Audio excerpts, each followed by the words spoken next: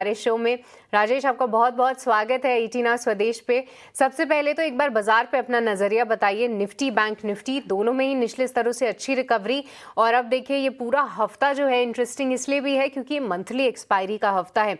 ऐसे में राजेश, क्या व्यू बन रहा है फिलहाल एक्सपायरी को लेकर, भी किस तरीके का मूव एंटिसिपेट करें? जी नमस्कार सृष्टि जी। देखिए, लास्ट 3 दिन के वीकनेस के बाद फाइनली कहीं ना कहीं मार्केट में एक स्टेबिलिटी आ रही है। मार्केट जो है एक इम्पोर्टेंट इवेंट की तरफ बढ़ रहा है, जैसे आपने हाईलाइट किया मंथली एक्सपायरी है। Along with that Trump trade policy भी बहुत नजदीक आ गया, एंड ये जो वर्डिक्ट है मार्केट के लिए काफी इम्पोर्टेंट रहने वाला है। तो ये जो बाउंस आया है, तो बाउंस बैक के बाद हम एक्सपेक्ट करें कि मार्केट में कहीं ना कहीं एक कंसोलिडेशन आ सकता है। नीचे में अगर आप देखें तो 24,600 के आसपास 89 ईएमए है। अलॉन्ग विद दैट 24,550 पे अगर आप देखें तो मई और जून के मल्टीपल स्विंग लोज है। तो नीचे में अगर आप देखें तो 24,550, 24,600 एक इम्पोर्टेंट सपोर्ट लेवल रहेगा। एंड नेक्स्ट 1-2 सेशंस में अगर कोई भी डिप आता है तो हम एक्सपेक्ट करें कि यहाँ पे एक बाइंग आ सकती है। But having said that, higher levels पे भी कोई मेजर अट्रैक्शन हम एक्सपेक्ट नहीं कर रहे। ऊपर में अगर आप देखें तो ऑलरेडी मार्केट में एक ब्रेकडाउन आया है, और 24,850 और 24,900 के रेंज में एक राइजिंग चैनल ब्रेक डाउन आया है। तो ये जो ब्रेकडाउन लेवल है 50 ईएमए के आसपास ट्रेड कर रहा है। तो जब तक 24,850 24,900 सस्टेनेबल बेस पे ब्रेक नहीं करता, मार्केट एक कंसोलिडेशन में रहेगा। तो फिलहाल मार्केट में एक रेंज में प्ले करना है, जहाँ पे स्टॉक स्पेसिफिक अपॉर्चुनिटीज अपने हमें देखने को मिल सकता है। अब बैंक निफ्टी के बारे में बात करें तो आज कोई मेजर मूवमेंट देखने को नहीं मिल रहा है। बैंक निफ्टी गिरा भी कम था, बट अभी फिलहाल अगर आप देखें तो इसके जो इम्पोर्टेंट सपोर्ट लेवल्स है तो वो 5500 के आसपास आ रहे हैं, जो इसका 50 ईएमए है और जून स्विंग लोज है। तो जब तक ये होल्ड करता है, यहाँ से बाउंस बैक एक्सपेक्ट कर सकता है। ऊपर में अगर आप देखिए तो 56,700, 56,800 इसका 20 ईएमए है, तो वो एक रेजिस्टेंस के जैसा ऐड कर रहा है। तो दोनों की इंडाइसेस एक सीमित दायरे में ट्रेड कर सकता है, तो इस रेंज को प्ले करना है और इम्पोर्टेंटली स्टॉक स्पेसिफिक अपॉर्चुनिटीज पे फोकस करना है। जी हाँ, तो चलिए ये नज़रिया था आपके लिए निफ्टी बैंक निफ्टी दोनों ही पे ही राय दी, और साथ ही स्टॉक स्पेसिफिक प्ले ज़रूर करें। पर चलिए एक एक करके तमाम स्टॉक्स को सामने रखते हैं जहां पर एक्शन हम फिलहाल देख रहे हैं। शुरुआत करते हैं एलएनटी से, क्योंकि ये कंपनी आज फोकस में ज़रूर है। देखिए नतीजे आने वाले हैं, पर नतीजों से ठीक पहले एक बड़ा अनाउंसमेंट एलएनटी की तरफ से आया है, जहाँ पर एलएनटी ने एक नए ऑर्डर विन की खबर दी है। खबर ये है कि एक ultra mega order hydrocarbon offshore business के लिए मिडिल ईस्ट में उनको मिला है। अब एलएनटी अपने ऑर्डर वैल्यू नहीं बताती, वो कैटेगरी बताती है कि अगर इतने साइज का ऑर्डर है तो हम उसको किस कैटेगरी में डालेंगे। और एलएनटी का कहना है कि ये 15,000 करोड़ से भी ज्यादा का ऑर्डर है, एक बड़ा ऑर्डर विन एलएनटी के लिए। और देखिए नतीजों के पहले ही लगभग 2% की हम इसमें तेजी देख रहे हैं। स्टॉक की शुरुआत लगभग सपाट हुई थी। राजेश जी, क्विकली आपसे समझना चाहेंगे एलएनटी क्या इन स्तरों पर भी अच्छा लग रहा है, और कौन से लेवल्स इंपॉर्टेंट हैं, क्योंकि नतीजों के बाद काफी वॉलेटाइल मूव जरूर दिखाता है काउंटर। जी देखिए, नतीजे के पहले अच्छा बाउंस बैक करना काफी अच्छा एक इंडिकेशन है। इनफैक्ट अगर आप देखें तो लास्ट 3-4 सेशंस के जो वीकनेस है तो उनको एनगल्फ किया है। इनफैक्ट एक इम्पोर्टेंट सपोर्ट लेवल से बाउंस बैक कर रहा है। तो अगर नीचे में अगर आप देखें तो 3400 एक हायर बॉटम स्ट्रक्चर बन रहा है।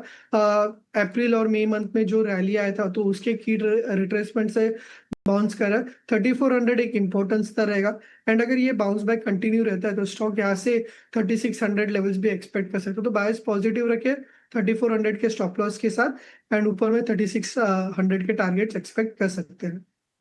400 का स्टॉप लॉस और ऊपर में 3600 के टारगेट्स एलएनटी पर आज कुछ ट्रेंडिंग स्टॉक्स भी हैं, क्योंकि देखिए ऐसे बाजार में भी आप देखेंगे कि निफ्टी बैंक निफ्टी में रेंज बाउंड ट्रेडिंग सेशन ऊपर जाता है, बिकवाली होती है, नीचे से रिकवरी आ रही है।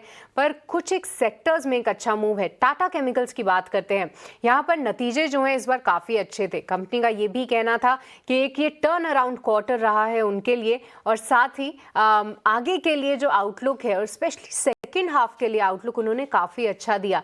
कहना था कि डिमांड में एक ग्रोथ देखने को मिल रही है, इंडिया बिजनेस अच्छा कर रहा है और कुछ एक बड़ी फैक्ट्रीज विदेश में बंद हो रही हैं जिसका फायदा टाटा केमिकल्स को हो सकता है। कल तो नहीं पर आज देखिए क्या शानदार तेजी है। और राजेश, ये सुबह से तेजी रुकने का नाम नहीं ले रही है। 6% क्या मायने रखता है ये स्टॉक के लिए, और अब क्या करें इसमें अगर किसी ने इंट्राडे लिया है तो? जी देखिए, टाटा केमिकल्स में एक फ्रेश ब्रेकआउट दिखाई दे रहा है। अगर आप इसका चार्ट स्ट्रक्चर देखें तो जैन से कई बार 975 के आसपास हर्डल ले रहा था, जो इसका 200 डीएमए भी है। तो आज एक काफी अच्छा प्राइस वॉल्यूम ब्रेकआउट इसकी रेंज के ऊपर दिखाई दे रहा है, तो पॉसिबली होल्ड रखा जा सकता है। इंट्राडे होगा तो अराउंड 1005 के आसपास बुक करना चाहिए, बट सलाह ये होगी कि अगर पोजिशन होल्ड रख सकते हैं तो होल्ड रखना चाहिए। 1100 के टारगेट जो है नियर टर्म में देखने को मिल सकता है। जिन्हों जो नहीं ले सके तो कोई भी डिप आता है 975 टू 980 के रेंज में, जो इसका ब्रेकआउट लेवल है, तो वो एक बाइंग जोन रहेगा। जैसे मैंने हाईलाइट किया, 1100 के levels as per pattern targets एक दो हफ्तों में हमें देखने को मिल सकता है। ऑलराइट, तो टाटा केमिकल्स ये बना है एफएनओ का टॉप गेनर और सुबह से ही जो है एक अच्छा मूव जो है स्टॉक ने बरकरार रखा है। पर राजेश, रिलायंस इसकी एक बार चर्चा करेंगे क्योंकि देखिए लगातार 8 दिनों की बिकवाली और आज हल्की सी बढ़त। ये काउंटर में एक थोड़ा सा मूव ज़रूर है, लगभग 1% की तेजी है रिलायंस में। कैसे देख रहे हैं आप इसको चार्ट में? क्या एक टेक्निकल बाउंस बैक के लिए इसमें प्ले करना चाहिए? क्या कुछ सेटअप दिख रहा है आपको रिलायंस का? देखिए, प्राइस वाइज एक इम्पोर्टेंट सपोर्ट पे आ गया है। इसका जो मे का स्विंग लो था तो उसके अराउंड ये ट्रेड कर रहा है। इनफैक्ट अगर मैं आरएसआई इंडिकेटर के बारे में भी देखूं तो एग्जैक्टली 30 के आसपास आ गया, जो इसका ओवरसोल्ड जोन है। एंड पास्ट में भी हमने देखा कि जब भी आरएसआई 30 के आसपास आता है रिलायंस के लिए तो एक बाउंस बैक आ सकता है। तो अभी फिलहाल के लिए 1370 1380 एक इम्पोर्टेंट सपोर्ट लेवल है। एंड अगर यहाँ पे ऐसे क्लोजिंग आता है तो एक बुलिश एंगल्फिंग पैटर्न हमें देखने को मिल सकता है। तो एक ट्रेडिंग बाउंस आ सकता है टुवर्ड्स 1420 टू 1430। तो जब तक ये 1370 होल्ड रखता है तो ट्रेडिंग बाउंस के लिए रिलायंस में बाय किया जा सकता है। ऑलराइट, तो रिलायंस को लेकर ये व्यू कि यहाँ पर भी एक बाइंग की अपॉर्चुनिटी ढूंढ सकते हैं। सेटअप जो है एक बाउंस के इंडिकेशन ज़रूर दे रहा है। पर राजेश, अब आपसे समझना चाहेंगे कि आपके रेडार पे कौन से स्टॉक्स हैं और कहाँ पर हैं आपकी कॉल्स? जी देखिए, डेफिनेटली फार्मा स्पेस काफी अच्छा परफॉर्म कर रहा है। एंड फार्मा स्पेस से काउंटर जिसने एक लॉन्ग टर्म ब्रेकआउट दिया था हाल ही में, तो वो है बायोकॉन। 3 साल के एक लॉन्ग कंसोलिडेशन के बाद बायोकॉन ने ब्रेकआउट दिया था। लास्ट एक दो वीक से एक रेंज में ट्रेड कर रहा था, बट आज वापस इसने 20 डे ईएमए पे सपोर्ट लेके एक काफी अच्छा ट्रैक्शन दिखाई दे रहा है। तो बायोकॉन बाय करना है। यहाँ पे 385 का स्टॉप लॉस रखना चाहिए। एंड यहाँ से जो टारगेट्स होंगे वो होंगे 422 के। और दूसरा जो बाय कॉल है वो यहाँ पे होगा एस्कॉर्ट्स पे। तो एस्कॉर्ट्स पे काफी अच्छा ट्रैक्शन आज के सत्र में देखने को मिल रहा है। इनफैक्ट रिसेंट जो मार्केट में हमें वीकनेस दिखाई दिया था, तो उसमें एस्कॉर्ट्स कोई मेजर फॉल नहीं हुआ था। इनफैक्ट 200 डीएमए पे बेस बन रहा था। एंड आज एक काफी अच्छा ट्रैक्शन दिखाई दे रहा है। कैंडलस्टिक फॉर्मेशन अगर आप देखें तो ओपन लो मारूबूसो स्ट्रक्चर दिखाई दे रहा है एस्कॉर्ट्स में। तो 3390 के स्टॉप लॉस से बाय करना है for the targets of 3690। Right, तो ये दो काउंटर्स जहां पर आपको करनी है खरीदारी, बायोकॉन और एस्कॉट्स कुबूटा। देखिए ट्रैक्टर सेल्स तो काफ़ी अच्छी हो रही है पर कहीं ना कहीं स्टॉक इतना मूव नहीं दिखाता। बट अब जो ये रिकवरी आई है इसमें एक पार्टिसिपेशन के लिए आप देख सकते हैं और उससे जुड़े स्टॉप लॉस और टारगेट भी आपकी स्क्रीन पे दिए गए हैं।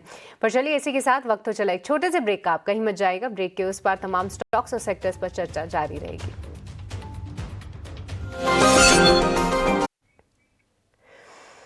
ब्रेक के बाद आपका स्वागत है स्टॉक्स फटाफट में। तो देखिए मार्केट में रिकवरी का दौर जारी है और कहीं ना कहीं निफ्टी बैंक भी हल्के से रिकवरी के मूड में ज़रूर आ रहा है निचले स्तरों से।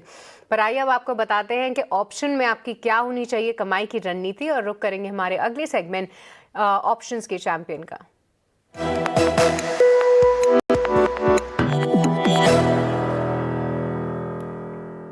तो आज आपको ऑप्शन की रणनीति बताने के लिए हमारे साथ जेएम फाइनेंशियल के अक्षय भागवत जुड़ चुके हैं। अक्षय, गुड आफ्टरनून, बताइए क्या होगी आज की रणनीति?